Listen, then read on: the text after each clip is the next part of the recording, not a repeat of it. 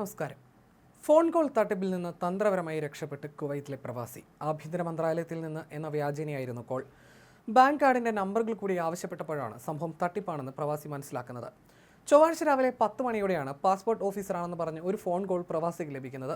3455 എന്ന നമ്പറിൽ നിന്നാണ് കോൾ എത്തിയത്. ജനന തീയതി, സിവിൽ ID നമ്പർ, ഏതൊക്കെ ബാങ്കുകളിലാണ് പണമിടപാടുകൾ നടത്തുന്നത് എന്നീ കാര്യങ്ങളാണ് വിളിച്ചയാൾ ആദ്യം പ്രവാസിയോട് ചോദിച്ചത്. ആഭ്യന്തര മന്ത്രാലയത്തിന്റെ പ്രതിനിധിയാണെന്ന് അറിഞ്ഞപ്പോൾ ആദ്യം പ്രവാസി വിശ്വസിച്ചു. തുടർന്ന് വിളിച്ചയാൾ ആവശ്യപ്പെട്ട വിവരങ്ങൾ നൽകുകയും ചെയ്തു. എന്നാൽ പിന്നീട് പ്രവാസിയുടെ ബാങ്ക് കാർഡിന്റെ നമ്പറുകൾ കൂടി പറയാൻ ആവശ്യപ്പെട്ടു. ഇതോടെ പ്രവാസിക്ക് കാര്യം മനസ്സിലായി. മുൻപുണ്ടായിട്ടുള്ള പല തട്ടിപ്പ് വാർത്തകളും കേട്ടിരുന്നത് കൊണ്ട് തന്നെ ബാങ്ക് അക്കൗണ്ട് സംബന്ധിച്ച വിവരങ്ങൾ ഇദ്ദേഹം വെളിപ്പെടുത്തിയില്ല.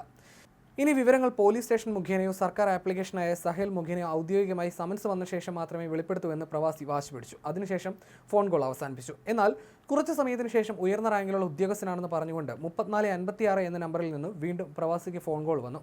സഹകരിക്കാത്തതിന് പ്രവാസിയെ ശകാരിക്കുകയും ചെയ്തു. ബാങ്ക് സംബന്ധമായ വിവരങ്ങൾ വെളിപ്പെടുത്താത്തതിന് 500 ദിനാർ പിഴ ചുമത്തുമെന്നും വിളിച്ചയാൾ പ്രവാസിയെ ഭീഷണിപ്പെടുത്തി. ബാങ്ക് വിവരങ്ങൾ പറയുന്നതിൽ ബുദ്ധിമുട്ടുണ്ടെന്നും താൻ പിഴയടച്ചോളാമെന്നും പ്രവാസി മറുപടി നൽകി ഫോൺ കട്ട് ചെയ്തു. പിന്നീട് ഒരുപാട് സമയം കഴിഞ്ഞിട്ടും പിഴ സംബന്ധിച്ച സന്ദേശമൊന്നും വരാത്തതിനെ തുടർന്ന് ഇത് തട്ടിപ്പാണെന്ന് പ്രവാസി മനസ്സിലാക്കുകയായിരുന്നു.